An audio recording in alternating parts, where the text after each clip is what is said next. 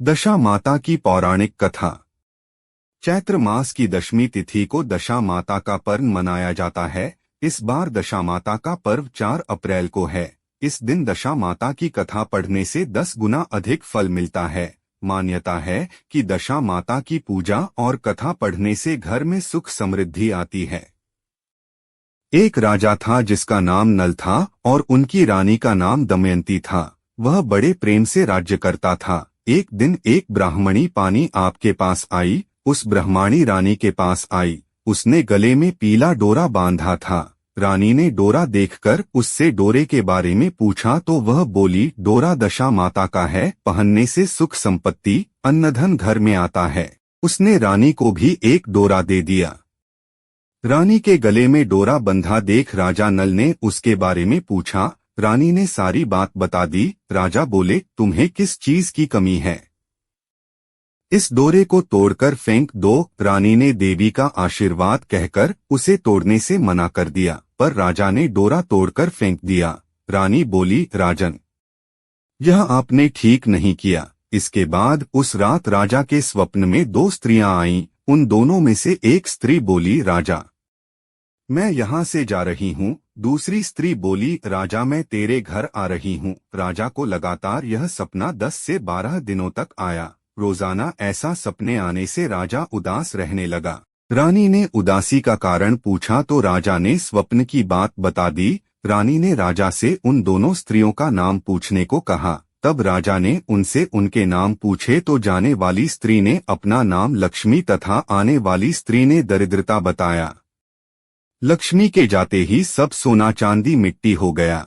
रानी सहायता के लिए अपनी सखियों के पास गई, लेकिन रानी का बुरा हाल देखकर कोई भी उनसे नहीं बोला। दुखी मन से राजा रानी 5 बरस के राजकुंवर के साथ जंगल में कंदमूल खाकर अपने दिन बिताने लगे। चलते चलते राजकुंवर को भूख लगी तो रानी ने कहा, यहाँ पास ही एक मालन रहती है जो मुझे फूलों की माला देकर जाती थी, उससे थोड़ा छाछ दही मांग लाओ। राजा मालन के घर गया। वह दही बिलो रही थी। राजा के मांगने पर उसने कहा, हमारे पास तो छाछ दही कुछ भी नहीं है। राजा खाली हाथ लौट आया। आगे चलने पर एक सांप ने कुंवर को डस लिया और राजकुमार की मृत्यु हो गई। विलाप करती रानी को राजा ने धैर्य बंधाया। इसके बाद वह दोनों आगे चले। राजा 2 तीतर मार लाया। भुने हुए तीतर भी उड़ गए। उधर राजा स्नान कर धोती सुखा रहा था कि धोती उड़ गई। रानी ने अपनी धोती फाड़कर राजा को दी। वे भूखे प्यासे ही आगे चल दिए। कुछ आगे चलकर राजा के दोस्त का घर आया। वहां जाकर उसने मित्र को अपने आने की सूचना दी। मित्र ने दोनों को एक कमरे में ठहरवाया। वहां मित्र ने लोहे के औजार आदि रखे हुए थे। दैवयोग से वे सारे औजार धरती में समा गए। चोरी का दोष लगने के कारण वे दोनों रातों रात वहां से भाग गए। आगे चलकर राजा की बहन का घर आया। बहन ने अपने एक पुराने महल में राजा और रानी के रहने की व्यवस्था की। सोने के थाल में उन्हें भोजन भेजा, पर थाली मिट्टी में बदल गई। राजा बड़ा लज्जित हुआ। थाल को वहीं गाड़कर दोनों फिर चल पड़े। आगे चलकर एक साहूकार का घर आया। वह साहूकार राजा के राज्य में व्यापार करने के लिए जाता था। साहूकार ने भी राजा को ठहरने के लिए पुरानी हवेली में सारी व्यवस्था कर दी। पुरानी हवेली में साहूकार की लड़की का हीरों का हार लटका हुआ था। पास ही दीवार पर एक मोर अंकित था। वह मोर ही हार निगलने लगा। यह देखकर राजा रानी वहां से भी चले गए। इस पर रानी बोलती है कि किसी के घर जाने के बजाय जंगल में लकड़ी काट बेचकर ही हम अपना पेट भर लेंगे। रानी की बात से राजा सहमत हुआ। दोनों एक सूखे बगीचे में पहुंचे। उन दोनों के वहां पहुंचे ही बगीचे हरा भरा हो गया। यह देखकर बाग का मालिक बहुत प्रसन्न हुआ। उसने देखा वहां एक स्त्री पुरुष सो रहे थे। उन्हें जगाकर बाग के मालिक ने पूछा, तुम कौन हो? राजा बोला, मुसाफिर हैं, मजदूरी की खोज में इधर आए हैं। यदि तुम रखो तो यहीं हम मेहनत मजदूरी करके पेट पाल लेंगे। इसके बाद बगीचे के मालिक ने उन्हें अपना यहाँ नौकरी पर रख लिया। एक दिन बाग की मालकिन भी संपदा देवी की कथा सुन डोरा ले रही थी। रानी के पूछने पर उसने बताया कि यह संपदा देवी का डोरा है। रानी ने भी कथा सुनी, डोरा लिया। राजा ने फिर पत्नी से पूछा कि यह डोरा कैसा बांधा है। तो रानी बोली, यह वही डोरा है जिसे आपने एक बार तोड़कर फेंक दिया था और इसका अपमान किया था। उसी के कारण संपदा देवी हम पर नाराज हैं। रानी फिर बोली, यदि संपदा माँ सच्ची हैं तो फिर हमारे पहले के दिन लौट आएंगे। उसी रात राजा को पहले की तरह स्वप्न आया। एक स्त्री कह रही है, मैं जा रही हूँ। दूसरी कह रही है, राजा मैं वापस आ रही हूँ। राजा ने दोनों के नाम पूछे तो आने वाली ने अपना नाम लक्ष्मी और जाने वाली ने दरिद्रता बताया।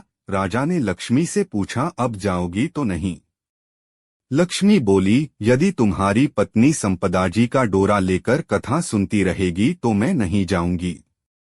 यदि तुम डोरा तोड़ दोगे तो मैं वापस चली जाऊंगी। बाग की मालकिन जब वहां की रानी को हार देने जाती तो दमयंती हार गूंथ कर देती। हार देखकर रानी बड़ी प्रसन्न हुई। उसने पूछा कि हार किसने बनाया है? तो मालन ने कहा, कोई पति पत्नी बाग में मजदूरी करते हैं, उन्होंने ही बनाया है। रानी ने मालन को दोनों परदेसियों के नाम पूछने को कहा। उन्होंने अपना नाम नलदमयंती बता दिया। मालन दोनों से क्षमा याचना करने लगी। राजा ने उससे कहा, इसमें तुम्हारा क्या दोष है? हमारे दिन ही खराब थे। अब दोनों अपने राजमहलों की तरफ चले। राह में साहूकार का घर आया। दोनों वहां साहूकार के पास गए।